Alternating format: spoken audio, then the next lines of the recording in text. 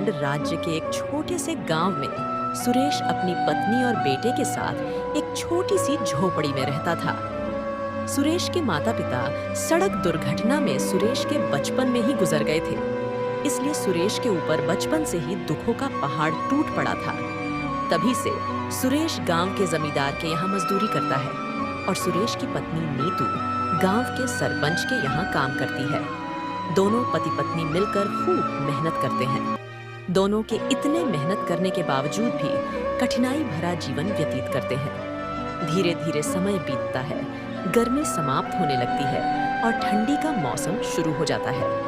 कुछ महीना बीतता है, खूब कड़ाके की ठंडी होने लगती है। हर साल ठंडी कुछ कम पड़ती थी, लेकिन इस साल ठंडी बहुत ज्यादा पड़ती है। गांव के लोगों का जीना बेहाल कर रखा था। इस बार की ठंडी, कहीं आने जाने के लिए 100 बार सोचना पड़ता था। हे भगवान, ये कैसी लीला है आपकी। देख रही हो नीतू, इस बार कितनी ठंडी पड़ रही है। इतनी कड़ाके की ठंडी में काम करना भी बहुत मुश्किल हो गया है। घर से बाहर निकलते ही ठंड के मारे सारा बदन जमने लगता है। इतनी ठंडी में घर से निकलने का मन भी नहीं कर रहा है। जाने इस साल की ठंडी कैसे कटेगी। अच्छा नीतू, अब मैं काम पर चलता हूँ, नहीं तो जमींदार साहब गुस्सा करेंगे। इतना कहकर सुरेश काम पर चला गया।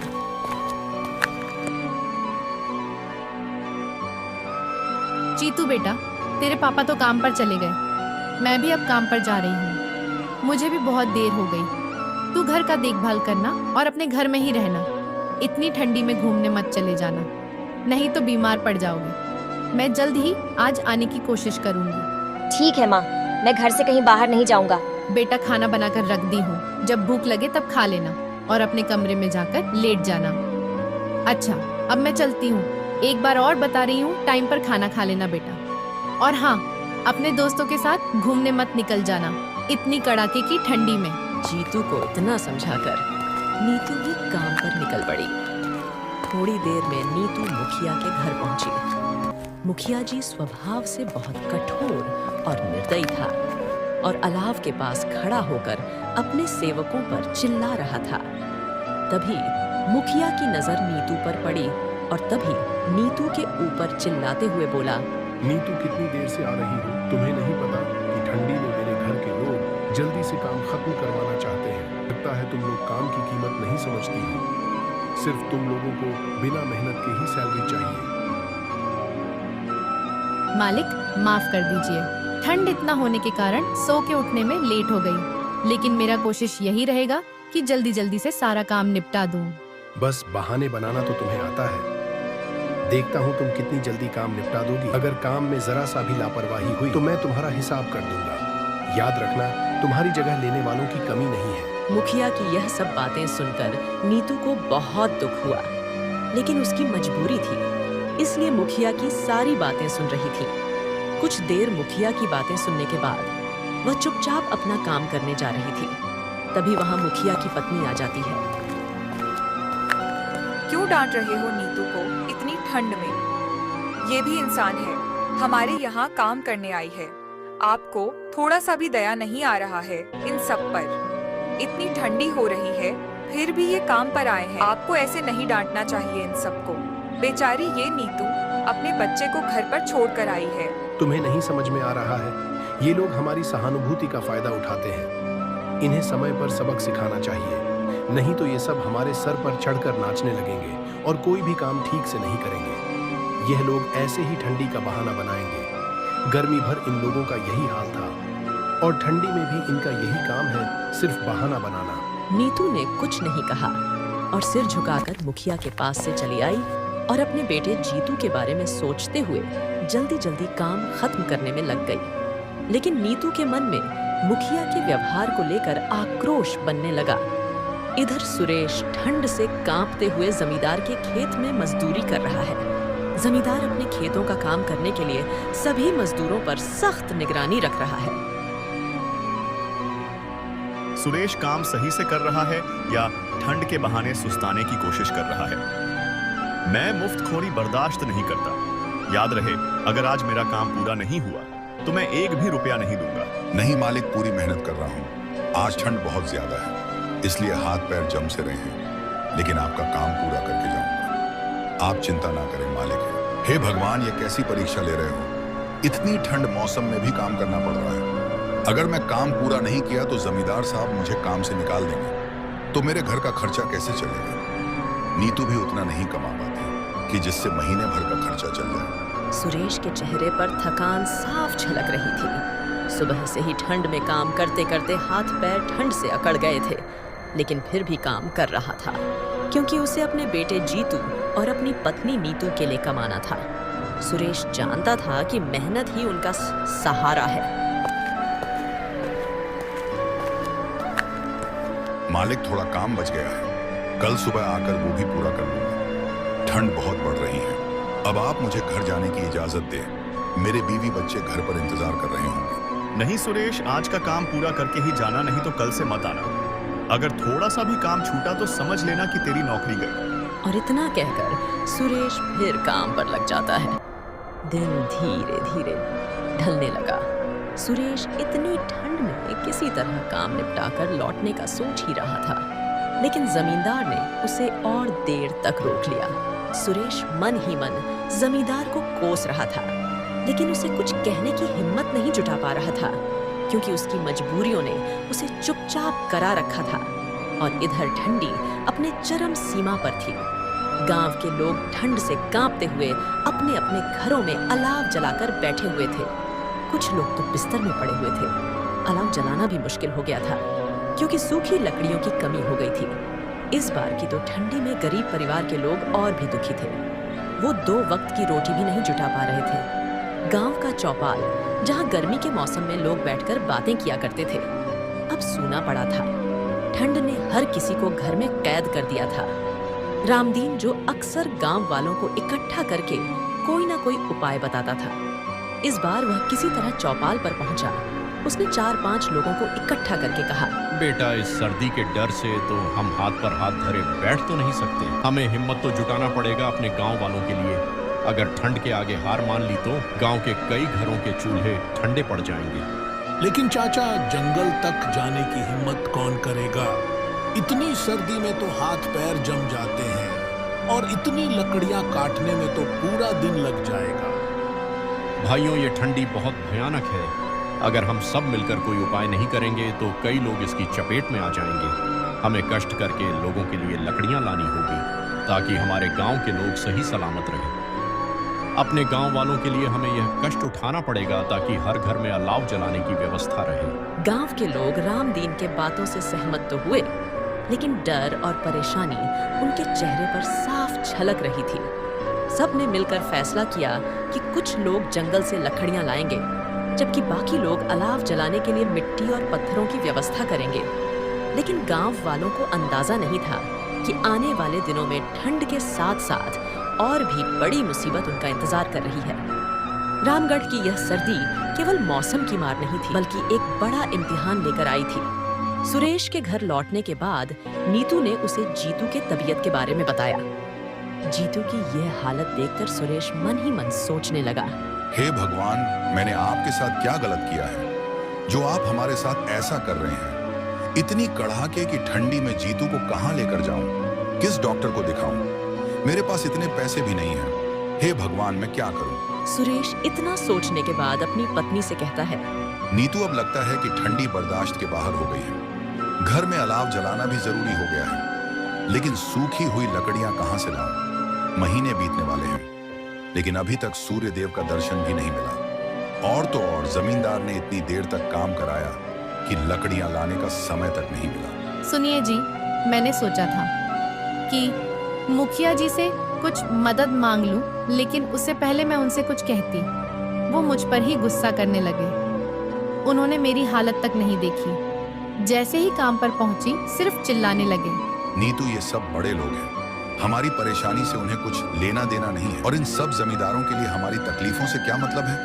उनके घर तो हमेशा गर्म रहते हैं, और हम गरीब लोग तो जैसे तैसे अपना पेट पालने की कोशिश करते हैं। लेकिन दुख की बात तो यह है कि ये अमीर लोग हमें इंसान तक नहीं समझते। मदद की तो बात छोड़ो, ये हमारे हक के पैसे भी नहीं देते। और फिर नीतू रसोई में गई और कुछ लकड़ियां इकट्ठा की जो उसने बचा कर रखी थी। सुनिए जी, मैंने कुछ लकड़ियां बचा कर रखी थी, लेकिन इतनी लकड़ियों से ज्यादा देर आग नहीं जल सकती, लेकिन जीतू को ठंड से थोड़ा आराम मिल जाएगा। जैसे तैसे करके नीतू और सुरेश ने मिलकर अलाव जलाए, जिससे उनका घर थोड़ा गर्म हो सके। नीतू, क्या मालकिन जी ने तुम्हारी कुछ मदद नहीं की थी? वो तो आमतौर पर दयालु दिखाई पड़ती हैं। अरे उन्होंने तो कंबल और रजाई दी थी जो जीतू ओढ़कर लेटा है, लेकिन मुखिया जी के गुस्से की वजह से ज्यादा कुछ कहने की हिम्मत नहीं कर पाई। वो मुझ पर ही चीखने चिल्लाने लगी। हमारी जिंदगी में हर जगह यही दिक्कत है नीतू। सेठ लोग हम जैसे गरीबों को लात का मैल समझते हैं। उन्हें या नहीं दिखाई देता कि हम कितनी मेहनत करते हैं, पर ऐसे लोग हमें देखकर आंखें फेर लेते हैं। और इन सब जमींदार लोगों के लिए 2-4 हजार कोई बड़ी बात नहीं है। फिर भी ये लोग हमारे हक के पैसे भी नहीं देना चाहते। न जाने ये सेठ लोग हम लोगों से इतना नफरत क्यों करते हैं। जीतू अलाव के पास लेटा हुआ ठंड से कांप रहा था। नीतू उसके पास बैठी रही और सुरेश को बाहर जाकर और लकड़ियों का इंतजाम करने को कहा। सुनिए जी, कुछ भी करके जंगल से हमें लकड़ियां लानी होगी। अगर जीतू को कुछ हो गया तो हमें जिंदगी भर पछताना पड़ेगा। क्या करें जी, हमारे पास इतने पैसे भी नहीं है कि हम जीतू को किसी अच्छे डॉक्टर को दिखा दें। तो हमारे पास एक ही सहारा है कि जंगल से सूखी लकड़ियां लेकर आए, ताकि अलाव से यह घर गर्म रहे, ताकि जीतू की तबीयत और ना खराब हो। अगर हमारे बेटे को कुछ हो गया तो मैं खुद को कभी माफ नहीं कर पाऊंगी। ठीक है नीतू, मैं कुछ करता हूँ। रात ज्यादा हो गई है, लेकिन जंगल में जाना ही पड़ेगा। तुम जीतू का ख्याल रखना। और फिर सुरेश आधी रात को जंगल में लकड़ी लाने के लिए चल दिया और दरवाजे के पास खड़ी होकर नीतू सुरेश का इंतजार करने लगी और मन ही मन में दुआ कर रही थी कि सही सलामत घर लौट आए। कुछ समय इंतजार करने के बाद नीतू जीतू के पास जाकर बैठ गई। जीतू की तबीयत धीरे धीरे और बिगड़ने लगी। नीतू तबीयत को लेकर चिंतित थी। जीतू की सांस भी भारी होने लगी थी। जीतू बेटा, सब ठीक हो जाएगा। तेरे पापा अभी लकड़ियां लेकर आएंगे, फिर हम आग जलाएंगे और फिर ये ठंडी तुझे परेशान नहीं करेगी और तू बिल्कुल ठीक हो जाएगा। तू चिंता मत कर, बस थोड़ी हिम्मत रख बेटा। जीतू ने अपनी माँ की तरफ देखा। उसकी आंखों में दर्द और थकावट साफ नजर आ रही थी, लेकिन जीतू अपनी माँ से कुछ कहने की हिम्मत नहीं जुटा पा रहा था। लेकिन किसी तरह जीतू अपनी माँ से बोला, माँ मुझे बहुत ठंड लग रही है, पापा जल्दी आएंगे ना? हाँ बेटा, तेरे पापा अब भी आएंगे, तू चिंता मत कर, मैं तेरे साथ हूँ, भगवान सब ठीक करेंगे। नीतू ने अपनी आंसू छिपाने की कोशिश की, लेकिन उसके मन में अजीब सी उलझन थी और जीतू की और हालत बिगड़ती जा रही थी। बेटा तेरे पापा आते ही होंगे, तू आंखें मत बंद करना। नीतू इतना कह ही रही थी, तब तक सुरेश घर पहुंच जाता है और नीतू सुरेश से कहती है, सुनिए जी, मेरे लाल की तबीयत और खराब होती जा रही है। आप किसी से जाकर मदद क्यों नहीं मांग लेते? अब अलाव के भरोसे हम अपने लाल को नहीं बचा सकते। हमें जीतू को किसी अच्छे डॉक्टर को दिखाना पड़ेगा। आप क्यों नहीं जमींदार जी से मदद मांग लेते? जब आप उन्हें जीतू के बारे में बताएंगे तो जमींदार साहब हमारी मदद जरूर करेंगे। तुम सही कह रही हो नीतू, मैं अभी जाकर जमींदार से मदद मांग लेता हूँ। और इतना कहकर सुरेश जमींदार के पास चल देता है। कुछ ही क्षण में सुरेश जमींदार के पास पहुंचता है। क्या बात है सुरेश, इतनी रात को हमारे पास क्यों आए हो? जमींदार साहब, मेरे बेटे का तबीयत बहुत खराब है। आप मुझे कुछ पैसे उधार दे देते तो मैं अपने बेटे को किसी अच्छे डॉक्टर को दिखा देता, ताकि मेरे बेटे की जान बच जाए। देखो सुरेश, मैं पैसे से समझौता नहीं करता। तुम हमारे पास काम करते हो, मैं तुम्हें सैलरी देता हूँ। मैंने ठेका नहीं ले रखा है कि हमारे यहाँ जितने सेवक काम करते हैं सबके बीवी बच्चों के इलाज के लिए ऐसे रुपए दान देता रहूं, तो मुझे अपनी सारी संपत्ति बेचनी पड़ेगी और मुझे हाथ में कटोरा पकड़ना पड़ेगा। तो तुम जाओ, मैं तुम्हें एक भी रुपया नहीं दे सकता। जमींदार की बात सुनकर सुरेश चुपचाप घर वापस लौट आता है। क्या हुआ जी, जमींदार साहब ने पैसे दिए? नहीं नीतू, जमींदार ने मुझे रुपए देने से साफ मना कर दिया। बोले, मैं किसी का ठेका नहीं ले रखा हूँ जो हर किसी के बीवी बच्चों का इलाज कराता रहूं, और बोले, ना ही इतना बड़ा आदमी हूं मैं। हे भगवान, ये कैसे लोग हैं जो इंसान के जान से ज्यादा पैसे को महत्व देते हैं? ये लोग जितने बड़े आदमी हैं, इनके दिल उतने ही छोटे हैं।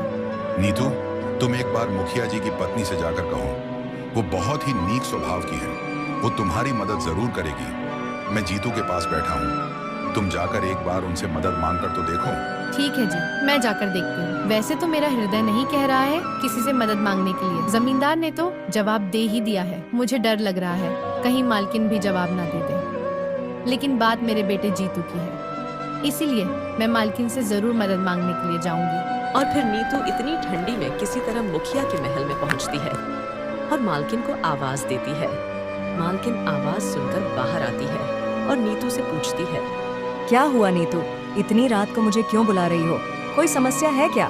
हाँ मालकिन, मेरे बेटे का तबीयत बहुत खराब है, किसी डॉक्टर को दिखाना पड़ेगा और मेरे पास इतने पैसे भी नहीं हैं कि मैं किसी अच्छे डॉक्टर को दिखा दूं।